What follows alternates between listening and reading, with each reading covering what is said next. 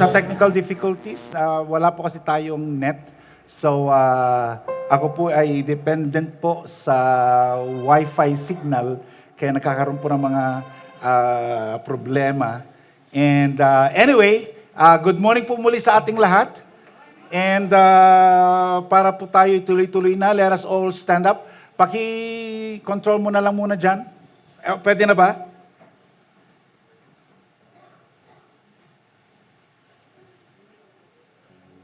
Paki-play mo na lang tapos move forward, move forward. Yan. Okay. Sabay-sabay po tayo. Ready? Go. I will make you into a great nation. I will bless you. I will make you famous.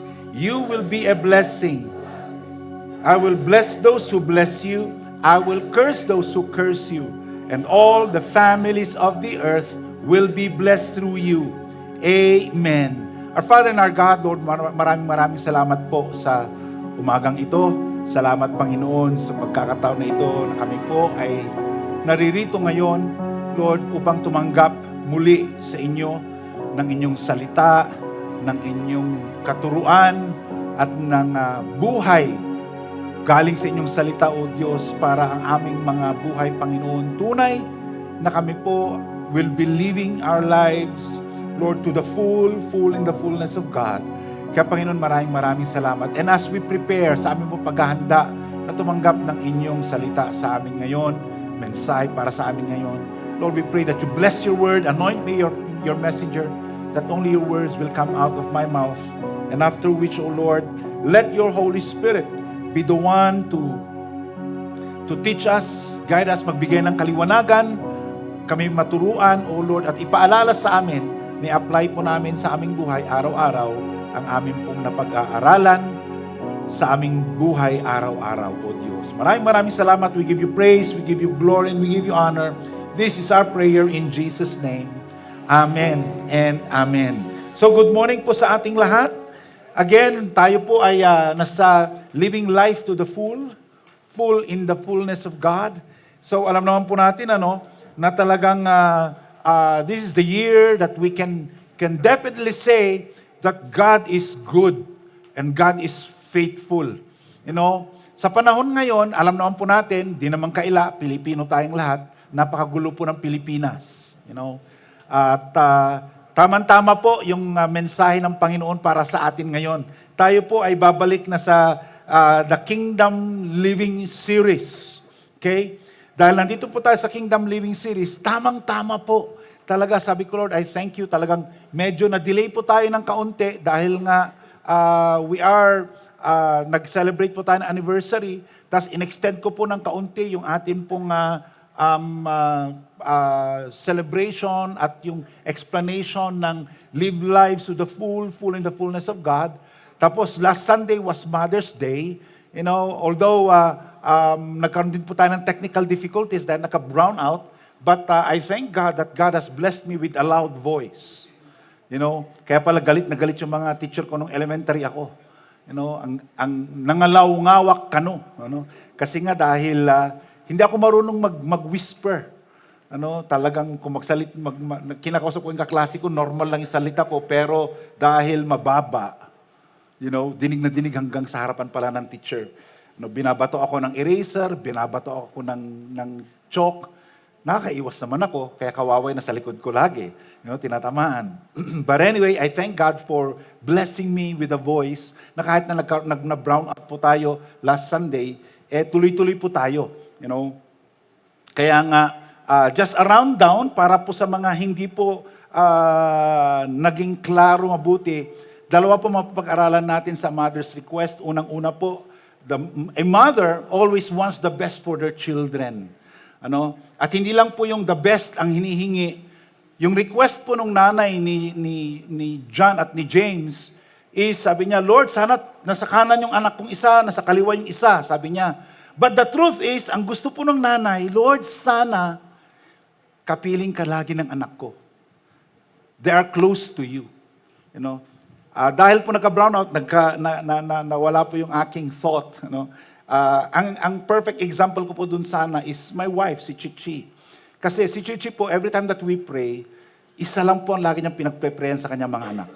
Ang lagi niyang sinasabi, Lord, kahit na sana mawala na kami ni Bitoy sa mundong ito, ang mga anak namin, di po sila makakalimot sa inyo at palagi po sila magsisilbi sa inyo. Yun lang po ang prayer niya lagi.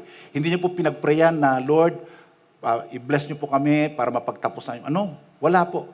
Hindi po namin inihingi sa Diyos na i-provide lahat sa amin para makapagkuhan. Ang prayer lang po talaga, lalong-lalo na si Chichi, ang prayer niya lang po lagi, Lord, kahit nawala na kami sa mundong ito, sana yung mga anak namin malapit pa rin sa iyo. Yun po yung mother's request. At hindi lang po yun, kayo mga mother, an example as well is for you to be close to the Lord. Kasi whether you like it or not, ang mga anak, laging tumitingala sa nanay eh. Kaya pagka hindi magandang example sa ng nanay, yung bang ang mga anak, tingin sa nanay, monster. Pero pag nakikita lang nagmamahal ang nanay nila sa Diyos, pati sila magmamahal sa Diyos. You know? At of course, may warning po yun. Minsan kasi kung kailan lang tayo nangangailangan, doon lang tayo lalapit sa Diyos. The reason why we draw near to the Lord is because we want something from God. Sana hindi maging ganon. Amen? Okay. So, kung lang po yun, recap. Okay, so ngayon po, again, we are in our, ito po yung sigaw ng International Pentecostal Holiness Church, Arise 2033. Ang ibig sabihin lang po nito is that on 2033 will be the 2000th anniversary of the resurrection of the Lord Jesus Christ. Na pagkasana, yung time na nag-resurrect siya, yung anniversary na yon, marami po tayong may handog na regalo sa Kanya. One is, mas marami po tayong kaluluwang mawin. And of course, the more souls that we win, mas marami pong churches ang may establish. Kaya tayo as a church, ang sigaw po natin, Give me 3 by 2033. Ano tong Give me 3? Give me 3 new churches by 2033. At alam ko po, kayang-kaya po natin yan. Okay? Baka nga ma-exceed pa natin yung Give Me 3 by 2033. Baka mas marami pa po. Okay? So ngayon, as we are going to read in Matthew chapter 5, sa Kingdom Living po tayo ngayon, and seeing the multitudes, he went on a mountain, and when he was seated, his disciples came to him. Then he opened his mouth and taught them, saying, Blessed are the poor in spirit, for theirs is the kingdom of heaven. Blessed are those who mourn, for they shall be comforted. Blessed are the meek, for they shall inherit the earth. Blessed are those who hunger and thirst for righteousness, for they shall be filled. Blessed are the merciful, for they shall obtain mercy. Blessed are the pure in heart, for they shall see God. Blessed are the peacemakers, for they shall be called sons of God. And blessed are those who are persecuted for righteousness' sake, for theirs is the kingdom of heaven. Blessed are you when they revile and persecute you and say all kinds of evil against you falsely for my sake. Rejoice and be exceedingly glad, for great is your reward in heaven. For so they persecuted the prophets who were before you. So makita po natin, ang Panginoon, meron bang kwan? Akala ko, nakalimutan ko na naman i-click and drag yung aking title. So nakita po natin, na bawat isa po sa atin dito, we are called to be peacemakers. Ano ba ibig sabihin ng peacemakers? Yung pag-aaralan natin. Okay? At kung makikita, bakit po magandang matawag na tayo po ay peacemakers? Why do we need to be a peacemaker? Sabi nga, so that you will be called the children of God. Yung pong hahayag at nagpapakalat ng kapayapaan, sila po yung tinatawag na anak ng Diyos. So ano ba? Ibig sabihin ba, puro tayo peace? Peace, peace, broad peace. Ganun ba tayo? Kaya yun po ang ating mga pag-aaralan ngayon. In Matthew chapter 5 verse 9, sabi nga po dito in the New Living Translation, kanina binasa po natin sa New King James, God blesses those who work for peace. Who work for peace. Hindi po yung for peace, Okay? Ito for peace. For they will be called the children of God. In the Living Bible, sabi ito, happy are those who strive for peace. They shall be called the sons of God. Strive. Ibig sabihin talagang talagang pinaghihirapan mo to, pinagtatrabahoan mo ito. Sa Ilocano, di ko na nga, di ay mangtarigagay. Okay? Yung gusto po na talagang magkaroon ng kapayapaan, magkaroon ng peace sa buhay ng tao at buhay kasi alam nyo, ang goal po natin, hindi po magkaroon ng kapayapaan sa buong mundo muna. Ang dapat po mag-reign mo ng kapayapaan sa bawat puso ng tao. Individual muna.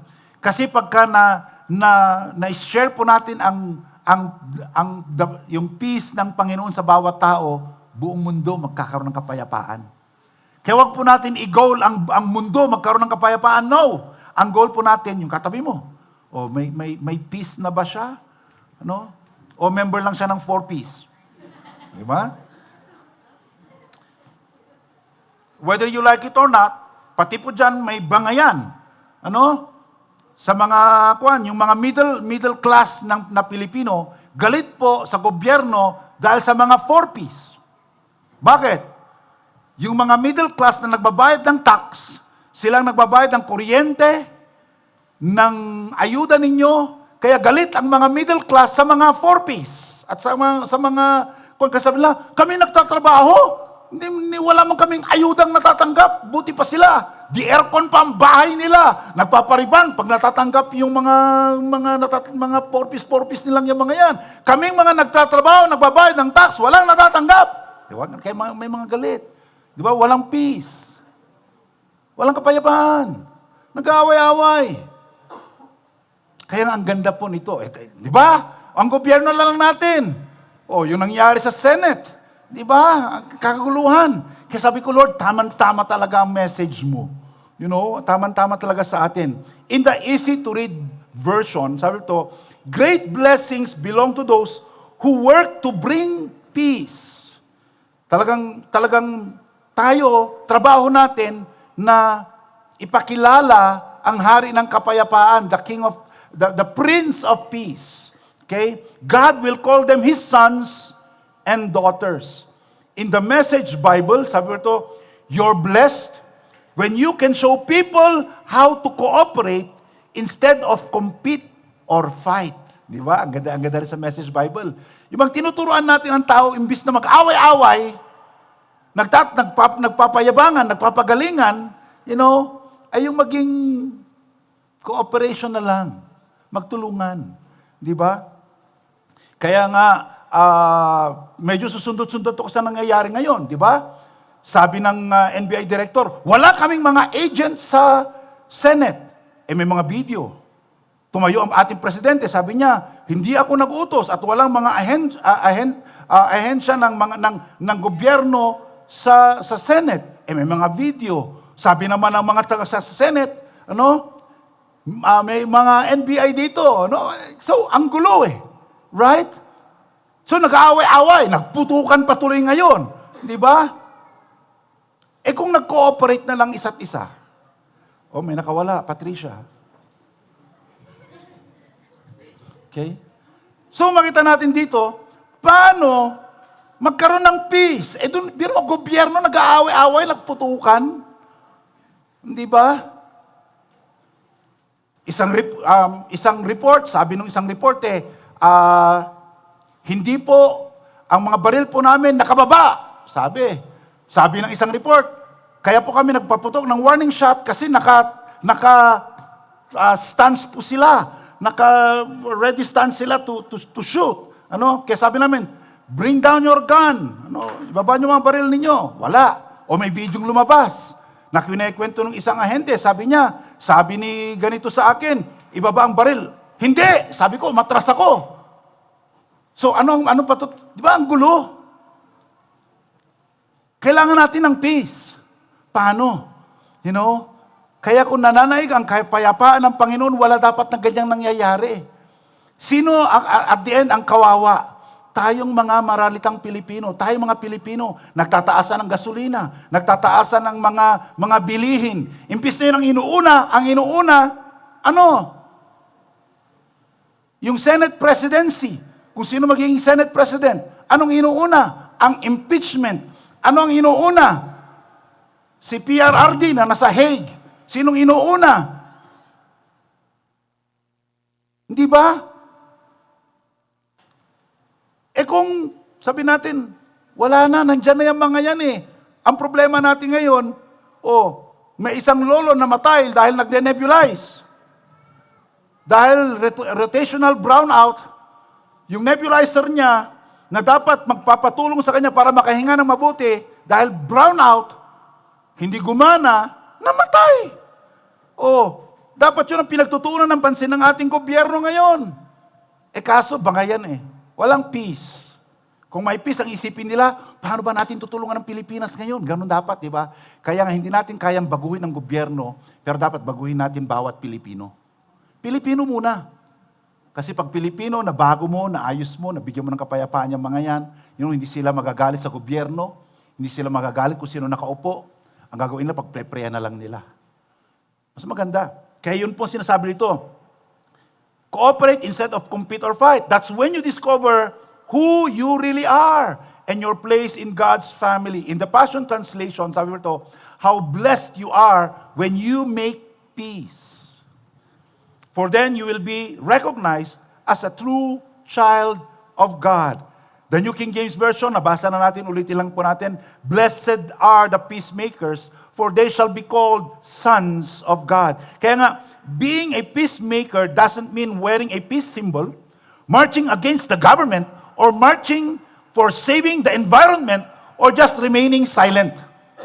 Hindi mo for example, peace, nandun na tayo na, hey, peace.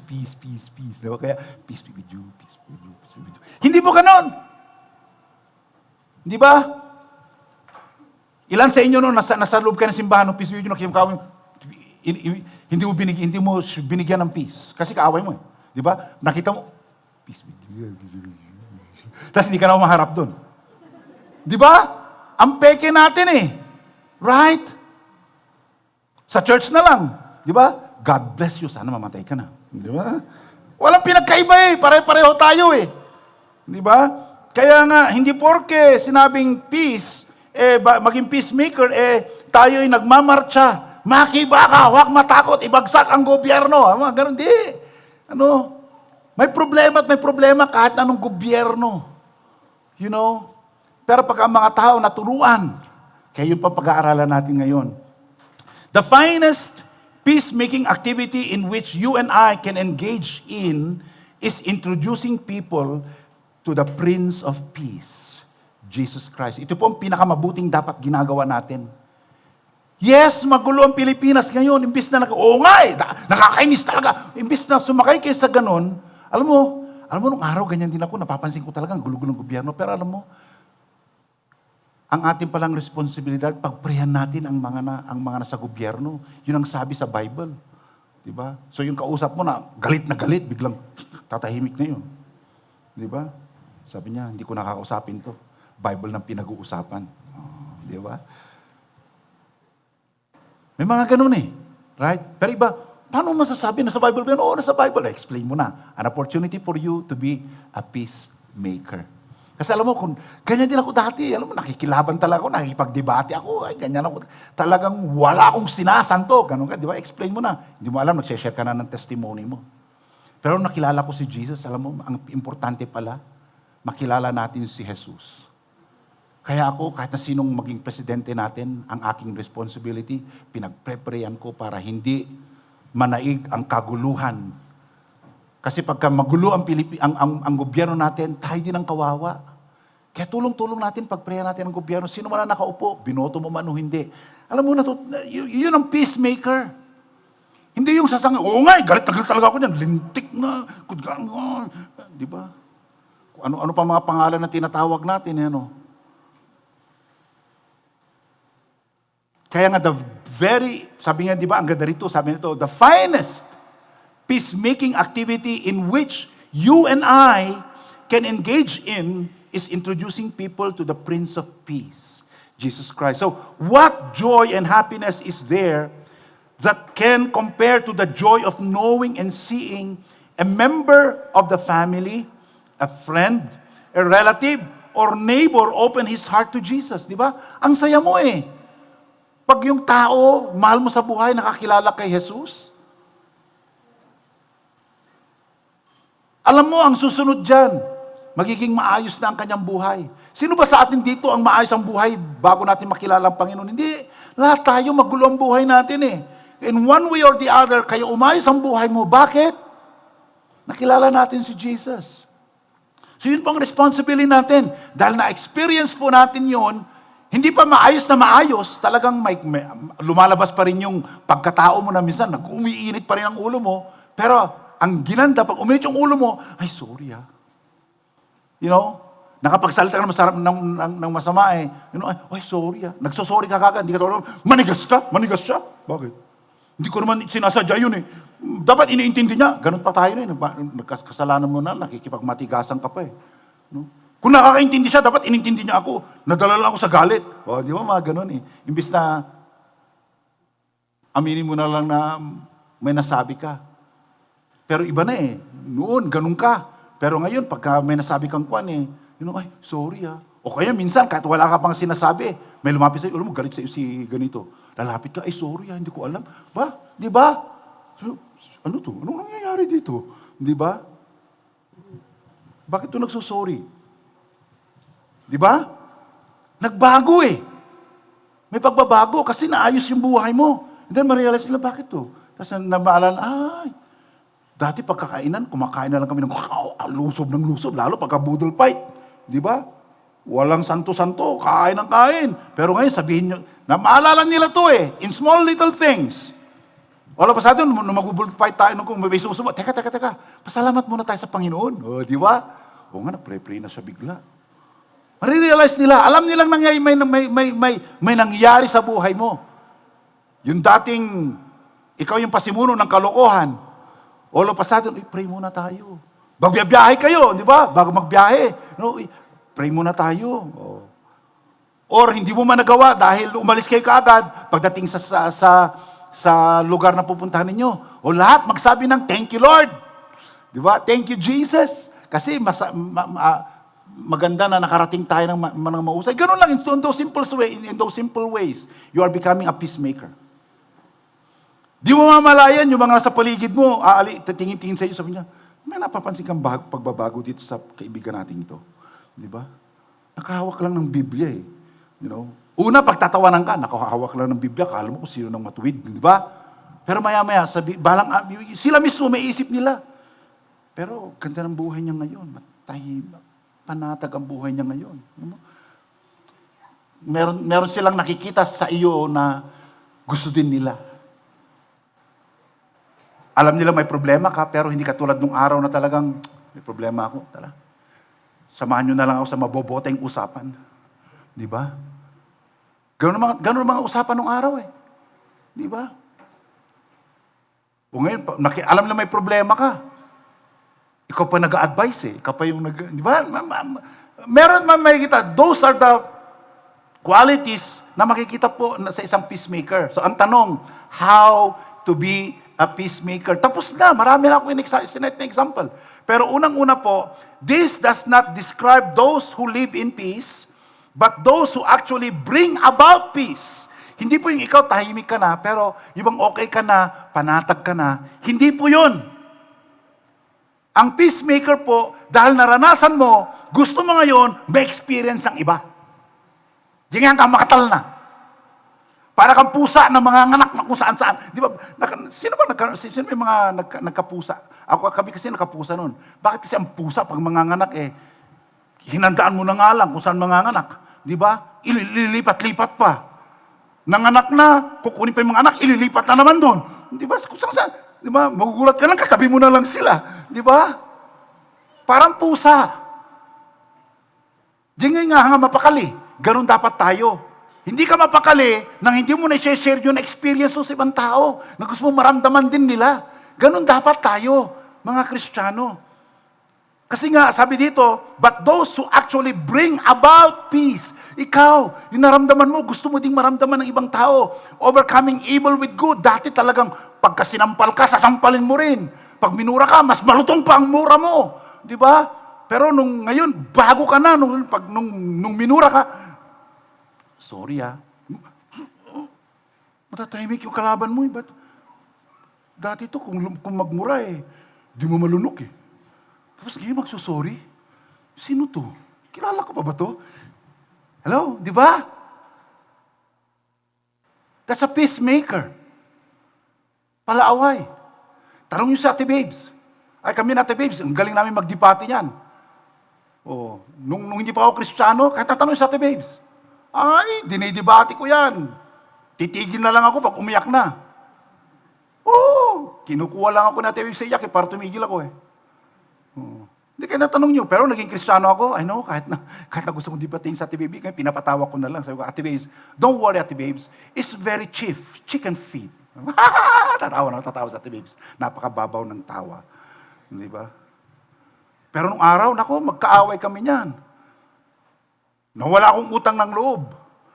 Ano? Bakit wala akong utang ng loob? Siya po nag-alaga sa akin nung ako'y bata, nung ako'y baby.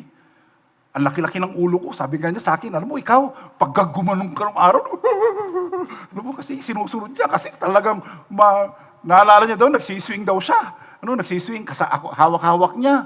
You know, biglang, naputol yung nalagot yung swing, bumagsak. Paggising niya, ang unang inisip niya daw, ako. You know?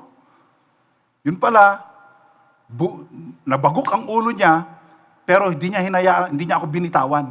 Kaya ako, I'm okay. Siya, nag-blackout. Dahil nabagok ang ulo eh. Tapos nung lumaki ako, wala akong utang na loob, pinapayak ko, sa totoo lang. Gawin ako kasamang kapatid. Ay, talagang away kami ha. Talagang, di ba, Ate Babes? Pinapayak ko yan.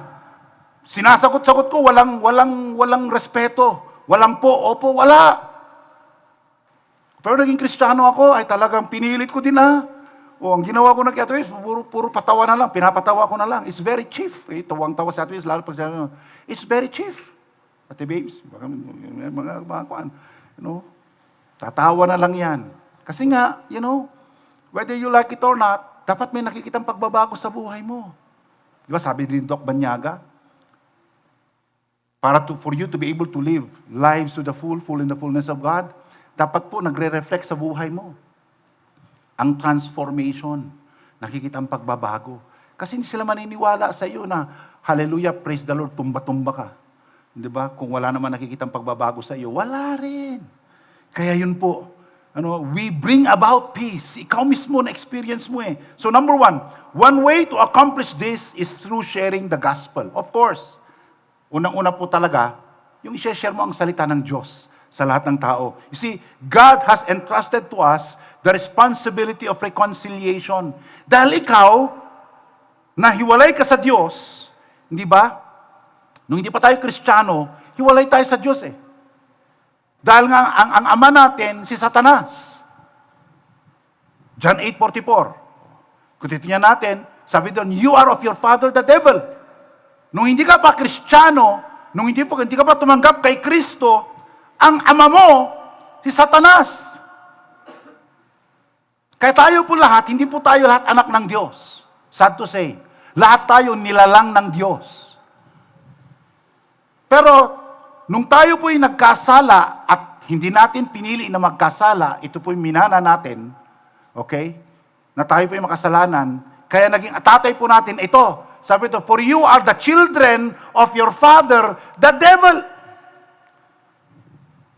At hindi lang yun, sabi ito, and you love to do the evil things he does. Kaya nga tayo nakakagawa ng masama, kasi nga ang tatay natin, ang demonyo. Sabi ito, he was a murderer from the beginning. He has always hated the truth because there is no truth in him. When he lies, he is consistent with his character, for he is a liar and a father of lies. Ama ng kasinungalingan. O sino sa atin dito na nagsisinungaling? Tingnan niyo, walang tataas ng kamay. Sinungaling tayong lahat, right? Oh, imposible naman hindi ka nagsisinungaling. Eh, siyempre, pastor, tinanong mo lang naman eh. Hindi naman, ko naman alam magtataas ng kamay. Di ba? Pero di ba lahat naman tayo, sino sa atin dito magsasabing hindi ka nagsisinungaling? Di ba? Lahat tayo. In one way or the other, ano bang klaseng lie yan? Black lie, white lie, or tulalay?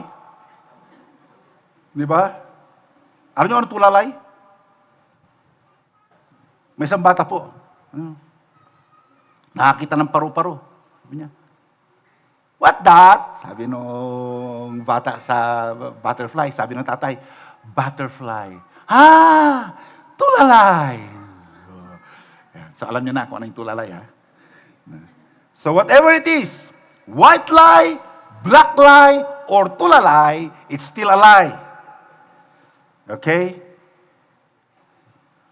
At bakit tayo nagsisinungaling? Bakit? Dahil sino ang tatay mo? Ang demonyo. Di ba? Ngayon, nung tinanggap mo si Jesus as Lord and Savior, sabi po sa John chapter 1, verse 12, dati ang tatay mo sino? Si Satan. Ngayon, pag tinanggap mo si Jesus sa buhay mo at naniwala ka sa Kanya, sino magiging tatay mo? He gave the right to become the children of God. Doon ka lang naging anak ng Diyos nung tinanggap mo si Kristo bilang Panginoon at tagapagligtas. Kaya nung tinanggap mo na si Jesus as your Lord and Savior, may responsibility na tayo. Yung palang asawa ko, yung palang nanay at tatay ko, hindi nila alam. Anak pala sila ng demonyo. Dapat malipat sila sa pagiging anak ng demonyo na maging anak ng Diyos. Diba? Kaya i-share mo ang gospel ngayon. Pero bago mo i-share ang gospel, siguraduhin mong maayos na ang buhay mo. No? Kung kayo mga anak, palasagot sa mga magulang, huwag na kayo sumagot. Sabi ko, kami na television, talaga nagdidebate kami. Ewan ko kung naalala mo pa noon pa ikong, noon hindi mo na ma-realize. Nakikita mo pa rin, na talagang kinakawawa ko yung nanay mo, no?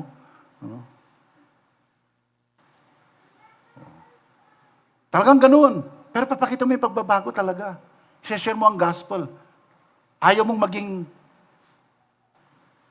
demonyo ang tatay ng kapatid mo o ng... Kaya may katotohanan yung sinasabi ng mga nanay pag nagagalit sa mga anak. Manang-mana ka sa tatay mong demonyo! Di ba? Hindi lang pala physical na tatay niya ay demonyo. In the spiritual sense, demonyo pala talagang tatay natin. Di ba? Kasi pag gumawa ka ng masama, di ba? Bakit ka ba tinatawag ng nanay mo na, anak ka ng tatay mo, manang-mana sa tatay mong demonyo? Bakit? Kasi may ginawa kang mali. Right?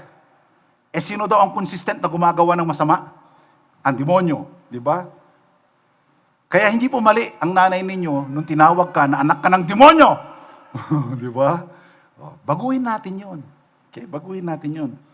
Kaya tayo po, mayroon tayong message of reconciliation. In 2 Corinthians chapter 5 verse 18 it says, And all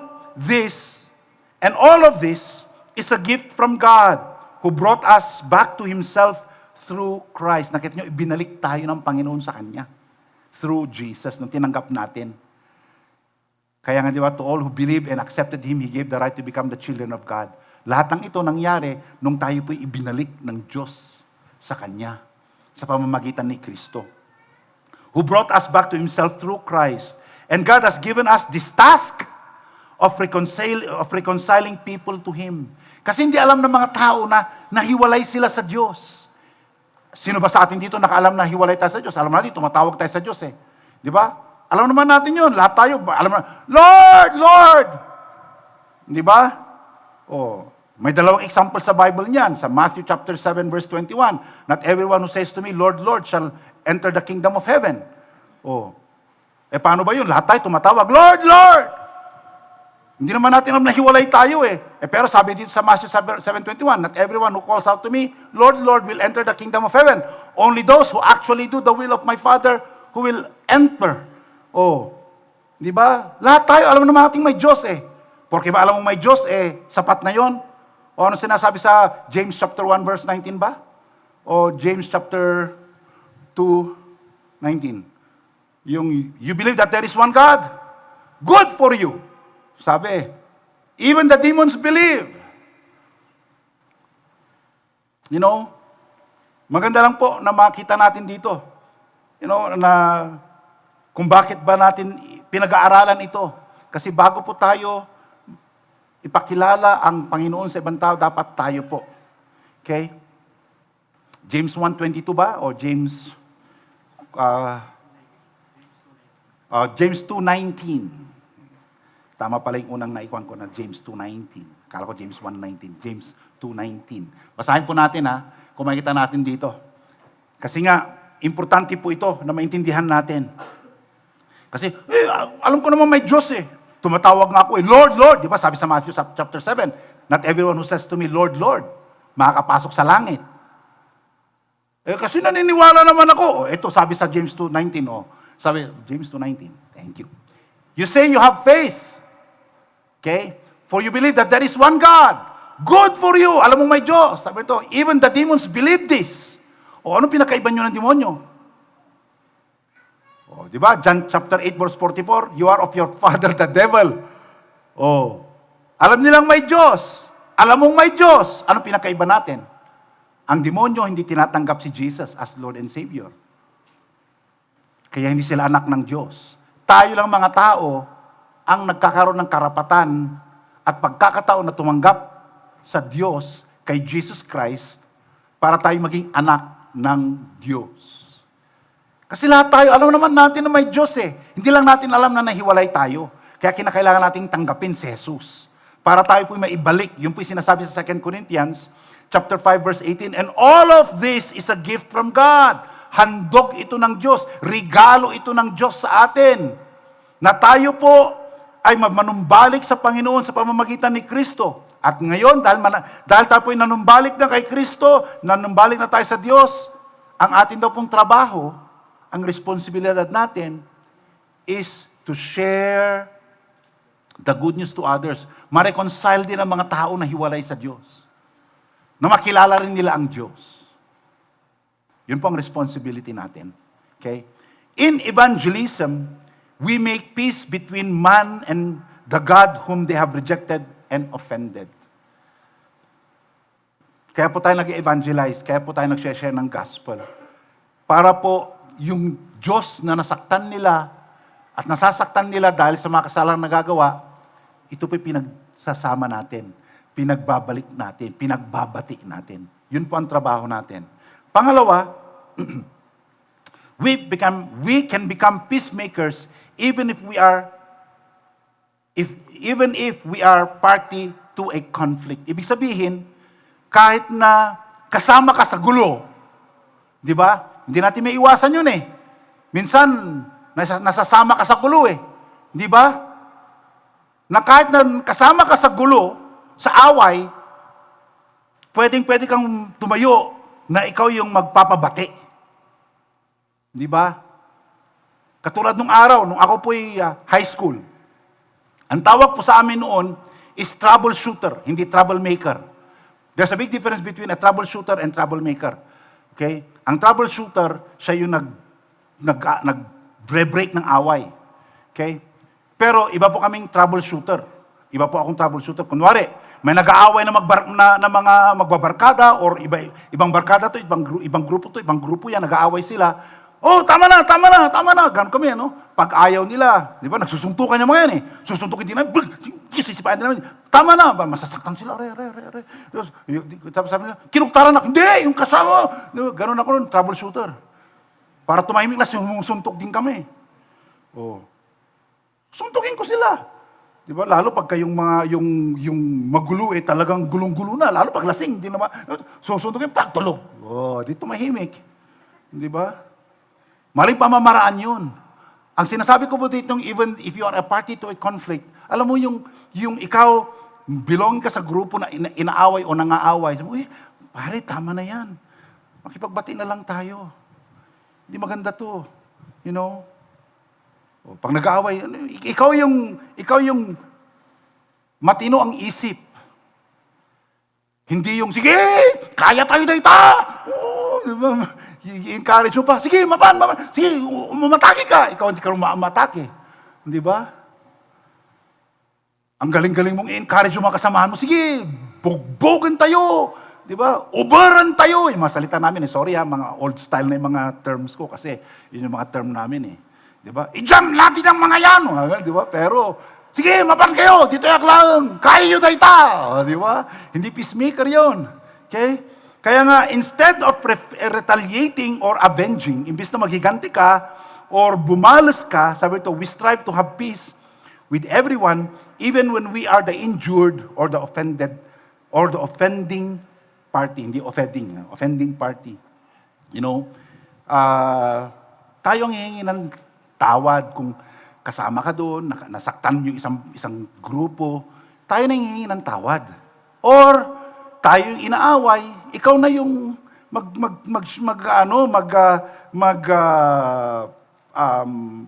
magpapasensya. Di ba? Maraming nangyayaring ganito. In fact, marami pong mga preso sa Amerika na naging Kristiyano dahil yung anak ng isang pinatay, nung nasa korte na, pinatawad niya yung pumatay sa kanyang anak. At sabi nung pumatay, sabi niya, di ko maintindihan, ba't ako pinatawad ng mga magulang nung pinatay kong yung anak nila? Sabi. Tapos malaman ay Kristiyano. Nung nakulong, dahil siyempre, kahit pinatawad ng mga magulang yung pumatay, sasagot pa rin siya sa batas. Di nakulong siya. Biro mo, halos every week, binibisita siya ng mga magulang nung pinatay niya. Inaasikaso siya, kung ano mga pangangailangan niya. Dinagtagal, nakilala niya ang Panginoon, Kristiyano pala yung mga magulang. Di naging Kristiyano siya. Karamihan sa inyo siguro dito, kilala nyo yung si Chang ba yun? Yung punong-puno ng tattoo na Chinese. Ano pangalan niya? John Chang. Siya yung sinasabi ko, nakilala niya ang Panginoon sa church. Ay, sa preso. Kaya nga ministry niya, bumabalik sa preso. Kwento niya po yun. Di ba? Ang very strong niyang Kristiyano, pero punong-puno ng tattoo. Parang nakakatakot. Yung pala, talagang... Pero dahil yung magulang, ginawa niya yung reconciliation. Pinatawad niya, tapos pinakilala si Jesus, ngayon, maniniwala ka ba na punong-puno ng tattoo, si Kristo ang binabanggit niya? Di ba? Yun po ang trabaho natin. Kahit na ikaw man yung saktan o ikaw yung sakit, tayo yung mag-create. Dahil sabi nga po sa Hebrews chapter 12 verse 14, pursue peace with all people and holiness, without which no one will see the Lord. Kung mahilig ka makipag-away, ay siguraduhin mo, hindi ka makapunta sa langit. Sigurado yan. Sabi sa Biblia. Kahit na hindi alam ng mga tao, hindi alam na galit ka sa magulang mo, hindi alam ng mga kapitbahay mo, hindi alam ng mga magulang mo, hindi alam ng mga kapatid mo na galit ka sa kanila, sinasarili mo. Sinasabi ko sa iyo, impyerno pa rin ang punta mo, you will not see God. Nag-church ka. Di ba? Pero may sama ka ng loob, may galit ka. Hindi mo pa rin makikita ang Diyos. Kasi sabi ito, pursue peace with all people. All ba yung kaaway? Kasama ba sa all yung kaaway mo? Kasama ba sa all yung nakasakit sa iyo? Kasama ba yung all sa sinaktan ka, binugbog ka, pinagkalat na ganito ka? Kasama ba sa all yon? All people. Pursue. Makipag-ayos ka. Hindi naman ako may problema, pastor siya. Makipag-ayos ka pa rin. Sorry kung nasaktan man kita, hindi ko man alam kung bakit nagalit ka sa akin, pero sorry. Magugulat na lang, bakit ganito to? Diba? May balang araw makikita mo na si ibang church nagwo-worship na rin. Tapos sabi niya, alam mo, dahil sa iyo nag-isip ako, bakit ka nagsosorry sa akin? Ako naman ang gumawa ng kalokohan eh. Diba? Ganun yung mga yan. Ayun, kuya kong pastor sa Amerika, ganun siya noon. Galit na galit siya sa mga Kristiyano. Kasi sila na-promote, siya hindi ma-promote. Tapos one day, yung kasamahan ng mga pastor na, mga Kristiyanong yon, yung babae na buntisan. Sabi, tita mo, kala mo sino mga holy itong mga to. Nabuntisan din pala na may asawa. Kaya all the more nagalit siya. Di ba? To make the long story short, naging born again din yung kuya ko. Nag-attend kami sa worship symposium sa The Met, doon po sa Manila. Papasok kami doon sa gate. ay sa pintuan. Para sa umabot ng kwan, nung nakita, sabi, nakita sila sa pintuan. Sabi niya, yung pangungutya nung kuya ko doon sa pastor na, yung pastor na rin noon ngayon sabi niya, hallelujah, hallelujah. Hallelujah, hallelujah kayo. Nasikungan mo lang ni Kwa. Alam mo, ang pangit pakinggan yung gano'n, di ba? Pero nung nagkita kami sa pintuan, nandun sabi nung Kristiyano, sabi niya, hallelujah ka na rin. Di ba? Kasi yan ang kanya, hallelujah. Sabi niya, oo. Sabi nung kuya ko, sorry hindi ko maintindihan Hindi ko alam na, hindi pala, kala ko kasi nun perfect na ang Kristiyano So, sorry nasaktan ko. Hindi, talagang ganyan lang. Di mo, ang ganda nang nangyari. Sabi niya, buti na lang. Kasi napag-isip ako noon Kasi kaya siya nagalit din nung may isang pastor na bumisita sa hotel nila. Sabi niya, hi. Sabi niya, so you're a Christian? Yes. Nag-usap-usap sila. Tapos, is he a Christian too? Tinuro yung kuya ko nung nag-check-in na guest. No, he's not a Christian. Sabi ng kuya ko, ano ako Kristiyano? Tumatawag ako sa Diyos. Nag-church ako. Kristiyano ako. Di ba? Pero isip niya, ba't hindi ako Kristiyano? Ba't sinabi nung isang tao hindi ako Kristiyano? Napaisip siya. Hanggang one day, yung kanyang teacher sa BCF, in the start of the school year, sabi ng mga teacher, kaya kayo mga teacher na nandito, in the start of the school year, sabi ng teacher nila, sino dito ang Kristiyano na? E di yung kuya ko, dahil sabi nung isa na hindi siya Kristiyano, nagtaas siya ng kamay. Sabi niya, hindi daw ako Kristiyano Inisip niya. Kasi nanatili sa isip niya yun. Hindi pa ako Kristiyano, hindi ako Kristiyano. Okay, sa mga nagtaas ng kamay, sabi niya, and you want to be a Christian, repeat this prayer after me. So pinatanggap sila sa Panginoon. In the first day of the class. Tapos sabi niya, pag uwi niyo, maghanap kayo ng Bible. Pag uwi ng kuya ko, naghanap siya ng Bible, na Gideon Bible. Ang nakuha niya, yung Bible ng kanyang misis, yung ate ni Chichi, na color white na Gideon Bible. Kasi noong capping at kasama yun sa binigay ng the Gideons. So yun ang binasa niya, from cover to cover, doon niya nakita na talagang kailangan niya. Kaya siya pa ang unang-unang naging Kristiyano sa amin. Bakit? Nagkaroon ng kaguluhan Nung tinanong na, siya, Christian ba? He's not a Christian. Diba? Magmula noon, sabi niya, hallelujah, hallelujah kayo. Galing-galing ninyo na magsabing hallelujah. Nabubuntisan din lang pala, mga ganyan-ganyan kayo. Tapos, kaya nga sabi niya, alam mo, dahil nung sinabi mo hindi ako Kristiyano, it made me think of who I am. Ministry of reconciliation. Kaya nga sabi ito, without holiness, no one will see the Lord. Sa New Living Translation, work at living in peace with everyone and work at living a holy life. For those who are not holy will not see the Lord. A holy life? Alam niyo ba nung tinanggap niyo si Jesus Christ as your Lord and Savior, you are now holy. Because Christ is living in you. And because Christ is living in you, He is holy. Nag-aaway po yung holy at yung katawan mo Kaya sino masusunod? Sino ba ang Diyos? Sino ba ang hari ng buhay mo? Hindi na ikaw, si Jesus na. Kaya war yan. Yung dating naghahari na ikaw at si Jesus Christ na hari. Away yan. Pero sino ang susundin mo? Si Jesus. Gusto mong gumawa ng kasalanan, pero sabi ni Jesus, hayaan mo na.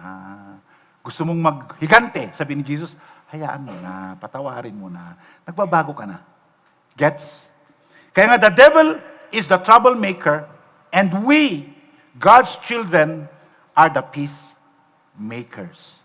So, if you are not a peacemaker, whose sons are you? Di ba? Alam niyo naman, John 44, kaninong anak ka? Kaninong anak ka? Sinong tatay mo? Kung hindi ka Kristiyano, ang demonyo.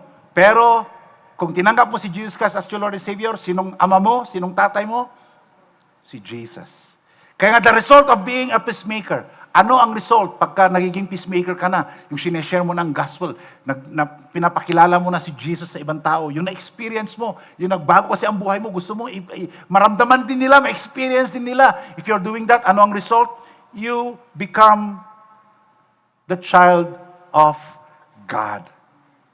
You see, the reward of peacemakers is that they are recognized as true children of God. Doon mo malalaman kung born again ka na eh. Doon mo malalaman kung Kristiyano ka na.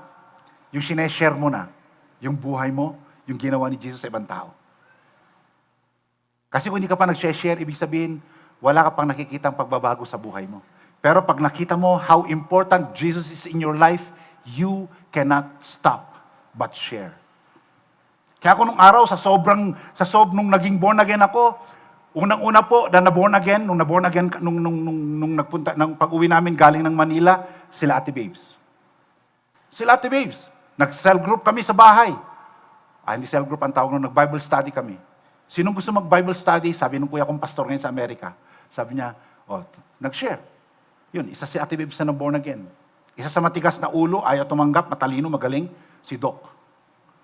Ayaw niya, nagba-Bible study kami sa baba, nandun sila sa taas, pinagtatawanan kami. Nagdidibati kami, talo ako kay Doc. Mas maraming alam sa Bible yan nagbabasa ng Bible yan, kahit hindi pa Kristiyano.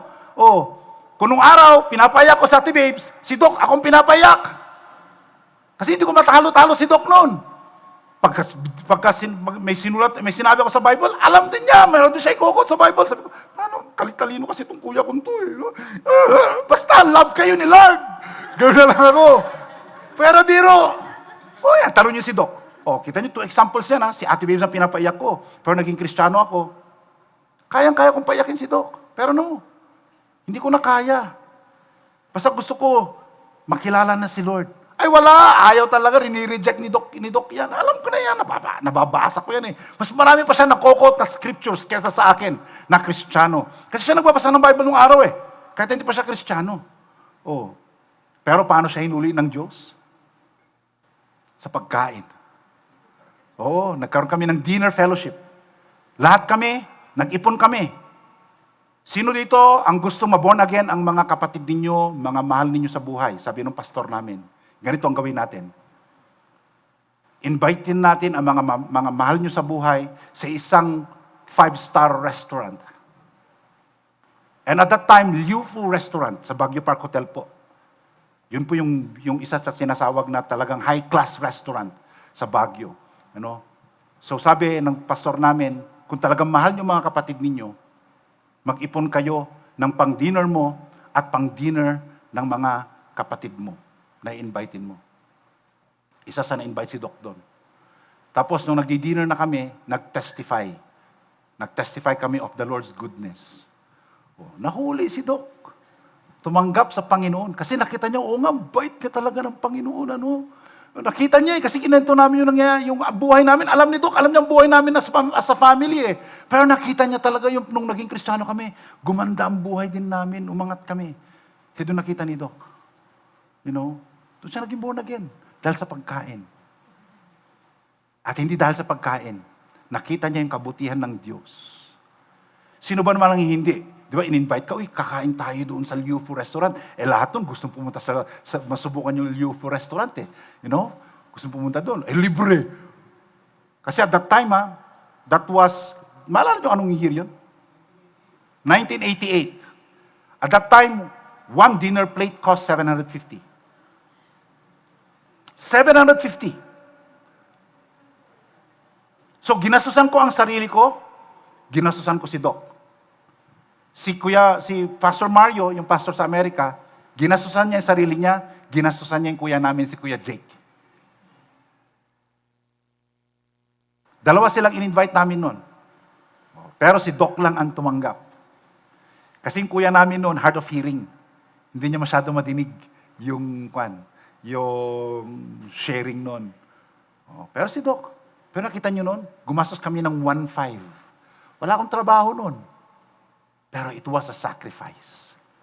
Kung talagang mahal mo, you be a peacemaker. Gagasusin mo, ililibre mo, para lang makilala si Lord. That's a peacemaker. Kaya makita natin, ang ganda nun biro mo, ang saya, nung tumanggap si Doc nun, yakap kami. Talagang, hindi namin alam may kasama pala kami nag-pray. That was Ate Lisa. Si Ate Lisa nun, nagpapadala yan ng tape. Di ba, saan sa Ate Lisa? Nasa labas, ano? Nagpapadala ng mga kanyan, di ba, Ate Lisa? Mga sulat niyan, mga recording, pinapadalan si Doc, sineshare ng gospel. O, biro mo, ang mahal magpadala ng mga letter nung araw. Lalo na may tape pa sa loob, mabigat yun. O, pinapadala yun, pray kami. O, na-born again. O, di tuwang-tuwa si Ate Lisa. At na-born again yung kanyang boyfriend dito sa Pilipinas. O, so makita ninyo, that's a peacemaker. Lahat, sacrifice on our part. Pero ang ganda, dahil nakikita mo, the Lord is providing naman eh. Ipro-provide din ni Lord. Kaya wala pong imposible. Mahal mo ang magulang mo. Pakitahan mo ng mabuti. Maging masunurin ka, maging obedient ka, huwag ka nang palasagot. Pakita mo, ang hirap yun. Kahit na, biyak mo diya yan eh. Di ba? May nakausap naman kami kahapon, sabi, ito, gusto niya dun sa CCDC siya, mag-aaral, pero wala, hindi ko siya pinayagan mag-aaral dun. Paano niya ngayon mabubuhay ang sarili niya? Nakadepende siya sa akin. Ganun sabi ng nanay, di ba?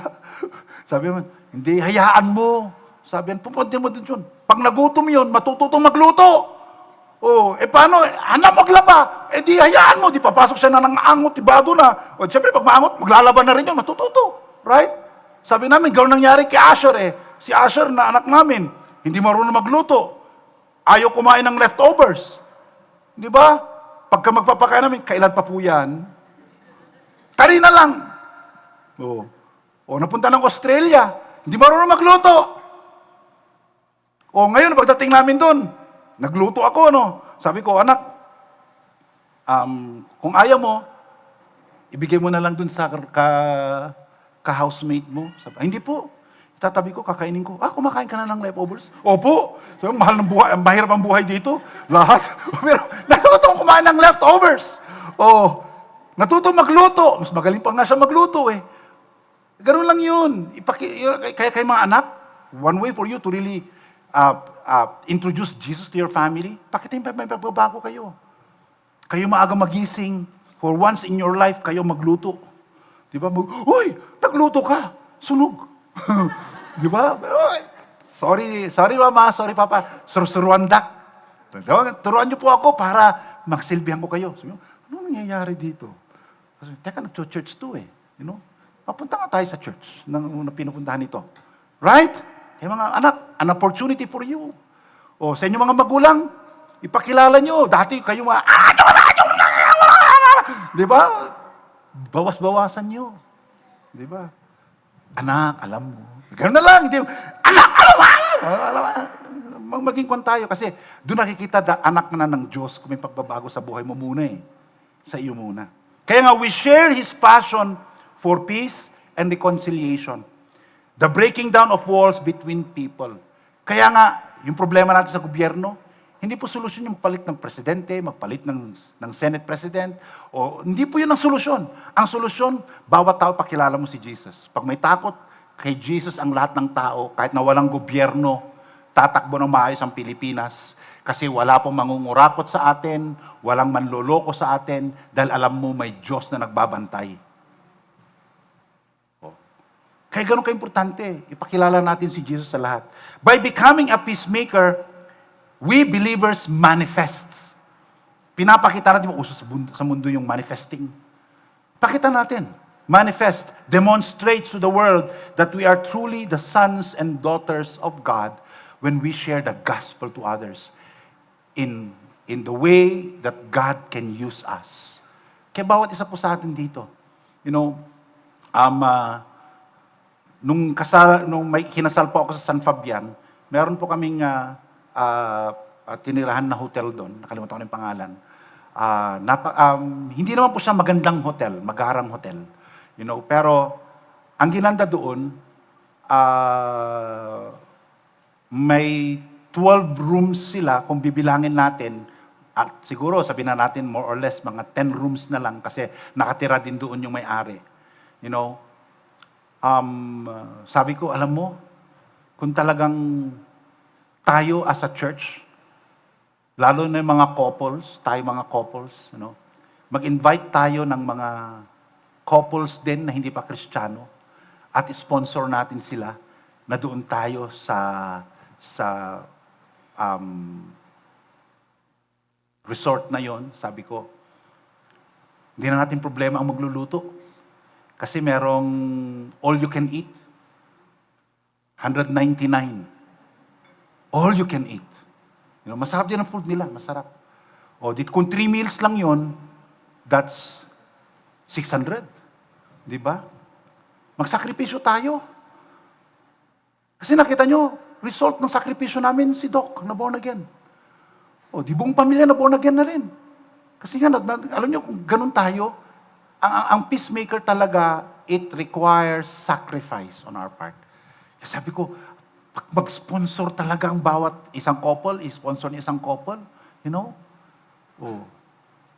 magkano yung room, plus yung pagkain na 600 per person. So, 1-2 pag couple, di ba? Isipin mo lahat yun, ipon-ipon tayo. Di ba? Kasi unlimited food. As in. Tapos, mahina ang internet. Kaya talagang madidisconnect kayo to connect to the Lord. Di ba? At kakausapin namin yung management, please do not share the password of your internet. Para lahat talagang, alam mo, tutok kay Lord. Kasi lahat may inis. Walang data. Kahit ako, unlimited ang data ko, walang data. Di ba? Patay. Pero ang ganda. Yung mga ganun mga moments. So I challenge you, every time that kung gusto nyo talagang maging peacemaker, it requires sacrifice on our part. Kung hindi nyo kaya na mag-share ng gospel on your own, create tayo ng event sa church, harvest events. Na talagang, ikaw, kung may invite-in ka, gastusan mo. Para talagang, maramdaman nila na talagang you love them. And then they will understand why. Amen. Let us pray. Our Father and our God, Lord, we just thank you for your word for us today. Lord, it is your desire for your children, for your people to become peacemakers. Lord, yung na-experience naming peace the moment we accepted Jesus Christ as our Lord and Savior. Hindi po namin sinasabing perfect na kami. But Lord, gusto po namin maramdaman din ng mga mahal namin sa buhay. Mga kaibigan namin, mga magulang, asawa, kuya, ate, kapatid, na makilala ka rin, O Diyos. Kaya Panginoon, sa aming pagkukulang, tulungan niyo po kami na ma-share din po namin kayo sa aming mga mahal sa buhay, sa aming mga barkada, sa aming mga magulang, sa aming asawa, sa aming mga kapatid, sa aming mga anak. Para sa ganun, O Diyos, magkaroon ng tunay na kapayapaan. Dahil kayo, Panginoon, ang hari ng kapayapaan, O Diyos. Maraming salamat. Dahil pagka nahanapan ka at naramdaman nila at nakilala ka, Lord, talagang ikaw pa lang, sapat na at higit pa, O Diyos. Salamat, Panginoon. We give you praise, we give you glory, and we give you honor. This is our prayer in Jesus' name. Amen and amen. So it's time for us to give our tithes and our offerings.